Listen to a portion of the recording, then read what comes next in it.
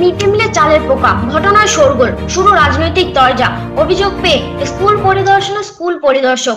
এমনই ঘটনা পশ্চিম মেদিনীপুর জেলার রামজীবনপুর পৌরসভায় রামজীবনপুর বালিকা বিদ্যালয়। অভিভাবকদের অভিযোগ, মাঝে মধ্যেই তারা ছাত্রীদের কাছ থেকে খবর পান স্কুলের মিড ডে মিলের খাবার একেবারে নিম্নমানের, কখনো কখনো পোকা চালকে রান্না করে দেওয়া হয়। আজ হঠাৎ অভিভাবক থেকে শুরু করে স্থানীয় বিজেপির নেতাকর্মীরা জানতে পারেন আজও স্কুলে বেশ কয়েকটি মিড ডে মিলের চালের বস্তায় পোকা। এই নিয়ে স্কুলে বিক্ষোভ শুরু করে, অভিভাবকরা শুরু করে চিৎকার চেঁচামেচি। খবর পেয়ে দ্রুত স্কুলে এসে উপস্থিত হন স্কুল পরিদর্শক। স্কুলের মিড ডে মিল নিয়ে একেবারে ভুরি ভুরি অভিযোগ তুলে অবশেষে মিড ডে মিলে চালের পোকা তা স্বীকার করে স্কুল পরিচালনায় কমিটি সদস্যরা। এ বিষয়ে স্কুল পরিদর্শক সুনিতা রায় বলেন, স্কুলের পোকা চাল কখনো তার ছাত্রীদের খাওয়ানো হয়নি। পৌরসভাকে জানানো হয়েছে চালগুলি পরিবর্তন করে দেওয়ার জন্য। চাল নিয়ে এই গন্ডগোলের ঘটনায় বিজেপিকে দায়ী করছে স্থানীয় তৃণমূল নেতারা। সাফাই দিয়েছে বিজেপি।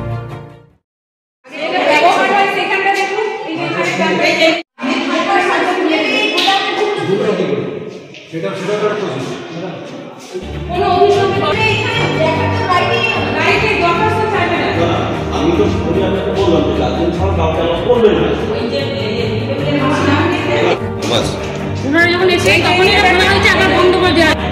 ভালো চালের বস্তা এইদিকে পুরো স্ট্যাক করা আছে আর ওইটা ওইদিকে রিপ্লেস হবে রাখা আছে। ওইটা ছবি তোলা কি দরকার আছে আমি খুঁজে পাইনি না। আমার বাচ্চারা দেখতে গেছে সবাইকে আসো, যারা প্রকৃত উপভোক্তা মিড ডে মিলটা গ্রহণ করে তাদের একজন অভিভাবক হিসেবে এটা বলতে পারি যে দীর্ঘদিন ধরে আমার কাছে বিভিন্ন অভিভাবকরা এবং ছাত্রীরা এবং আমার মেয়েরাও যেহেতু এই বিদ্যালয়ে পড়ে তাদের কাছ থেকেও আমি শুনেছি এই অভিযোগটা যে ওখানে বিদ্যালয়ে নিম্নমানের খাবার দেওয়া হয়, যেটা হয় একদম পোকা লাগা চাল, তারপরে হচ্ছে আপনার আলু, পচে যাওয়া আলু, যার যে আলুটা রান্না হয়েছে তার ভেতর থেকে কালো কালো পোকা বেরোচ্ছে। তারপরে ডিম সেদ্ধ না দিয়ে ডিমকে ভেজে টুকরো টুকরো করে আলুর সঙ্গে মিশিয়ে তরকারি করে দেওয়া, যেখানে ডিম খুঁজে পাওয়া যায় না, এই ধরনের খাবার খাওয়ানো হয়। তো সেটা তো আমাদের যেটা অভিযোগ, মিড ডে মিলে তো এইভাবে ডিম অ্যালটমেন্ট হয় না। পার স্টুডেন্ট একটা করে ডিম অ্যালটমেন্ট হয় এবং সেখানে প্রত্যেক স্টুডেন্টকে একটা করে ডিম সিদ্ধ দেওয়া উচিত, সেটা ওখানে আমরা দেখতে পাই না। তো এই অভিযোগটা প্রত্যেকটা ম্যাক্সিমাম 80% গার্জেন আমার কাছে করেছেন। আমি সেটা নিয়ে অ্যাজ এ গার্জেন হিসেবে ওই স্কুলের যিনি বর্তমানে সভাপতি আছেন, 5 নম্বর ওয়ার্ডের যিনি বর্তমানে কাউন্সিলর মাননীয় শিউলি সিংহ মহাশয়া, উনি এবং ওনার স্বামী মাননীয় জয়ন্ত সিং মহাশয়, উনি হচ্ছেন ওই স্কুলের বর্তমানে সভাপতির দায়িত্বে আছেন। তো ওনার গোচরে আমি বহুবার 2-3 বার এই বিষয়টাকে এনেছি। ওনাকে আমি অনুরোধ করেছি যে আপনি দয়া করে একটু সময় দিয়ে দেখুন বিষয়টা, কারণ এটা ছাত্রীদের স্বাস্থ্যের ব্যাপার। ছাত্রীরা যদি এই ধরনের বিষাক্ত খাবার খেয়ে অসুস্থ হয়ে পড়ে তাহলে তার দায়ভার স্কুল কর্তৃপক্ষকেই নিতে হবে, আপনাকেও সেই দায়ভার নিতে হবে। তো উনি আজকেও ওনাকে আমি এই অনুরোধ করেছি, উনি বলেছেন যে উনি বিষয়টা দেখবেন। তো আজকে আমি স্কুলের গোডাউনে গিয়েছিলাম কী ধরনের চাল আছে, সেখানে দেখলাম যে মোটামুটিভাবে প্রায় 50 বস্তা চাল আছে, যার মধ্যে প্রায় 40 বস্তা চালই হচ্ছে পোকা চাল, এবং সেই চালের বস্তাও কিন্তু 3টে জায়গায় 3টে বস্তা অর্ধেক পরিমাণ করে চাল আছে, এই ধরনের বস্তা খোলা আছে। আর বাকি প্রায় 7-8 বস্তা চাল ভালো আছে। ম্যাডামরা দাবি করছেন যে ওনারা ওই ভালো চালটাই ব্যবহার করছেন, পোকা চালটা ব্যবহার করছেন না। ওনারা খারাপ চালটা পৌরসভাকে অ্যাপ্লিকেশন দিয়েছেন রিপ্লেসমেন্ট করার জন্য। কিন্তু আমার প্রশ্ন হচ্ছে, তাহলে ওই পোকা চালের বস্তা 3 জায়গায় 3টে বস্তা অর্ধেক পরিমাণে খোলা কেন? ওনারা যদি ব্যবহার না করে থাকেন তাহলে পূর্ণ বস্তায় থাকবে। এটা আমার মাথায় আসলো না। যাই হোক, আমি আশা করব আগামী দিনে যেন বিদ্যালয়ের ছাত্রীরা ভালো খাবার, বিশুদ্ধ খাবার পায়, সেদিকে প্রশাসন এবং স্কুল কর্তৃপক্ষ নজর দেবে। আপনার নাম? আমার নাম কৌশিক আস। আপনি অভিভাবক? আমি অভিভাবক, আমার 6 নম্বর বাড়ি বাইরে। গেছিলাম বাজারের সামনে রামজীবনপুর বালিকা বিদ্যালয়, দেখি সেখানে একটা চেঁচামেচি হচ্ছে। ওর সাথে সাথে স্বাভাবিকভাবেই বাঙালি আবেগপ্রবণ লোক, আমি গিয়েছিলাম। গিয়ে দেখি যে এখন চাল নিয়ে কি সমস্যা হচ্ছে, ম্যাডামকে ডাকি, ম্যাডাম যে আমাদেরকে দেখায়। আমি গিয়েছিলাম ব্যক্তিগতভাবে গোডাউনটায়, গিয়ে দেখি সেখানে পোকা চাল 50 বস্তা চাল আছে, তার 40 বস্তা পোকা, 10 বস্তা ভালো চাল।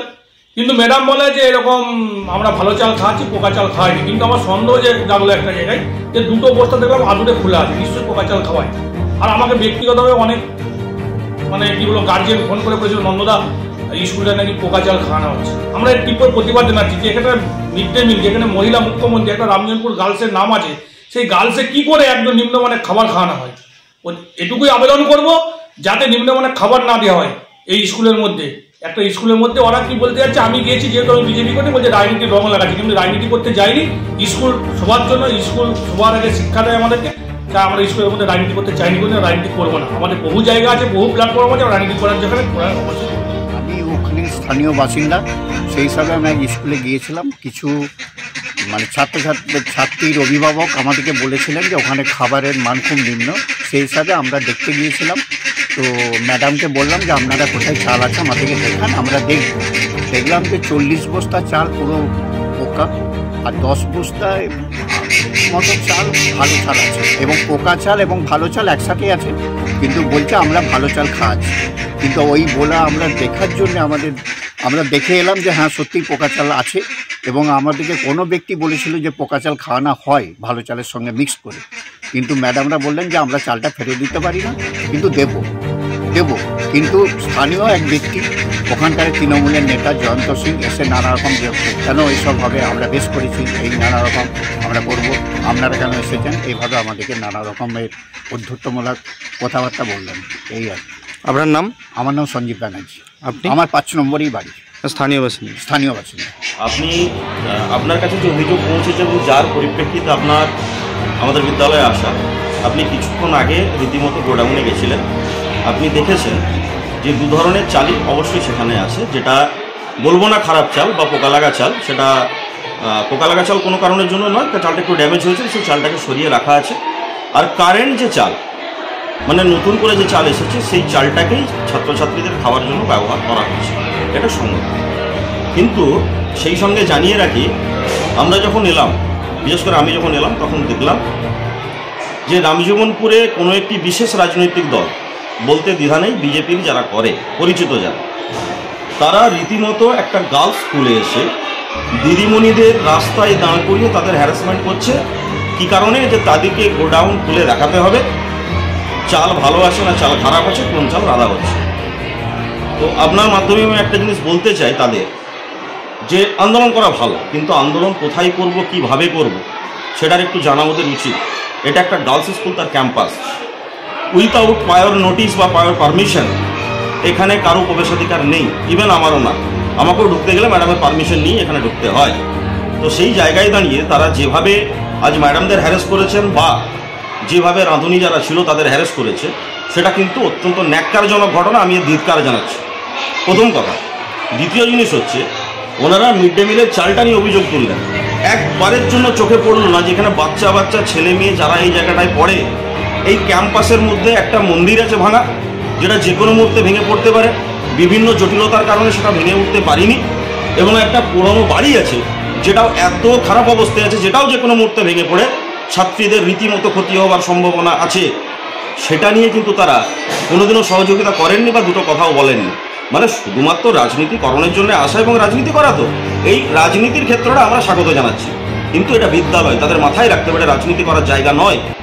আমরা জোর দিয়ে বলছি, আপনি অনুসন্ধান করুন, আরও যদি কোনো অথরিটি থেকে থাকে তারা অনুসন্ধান করুক।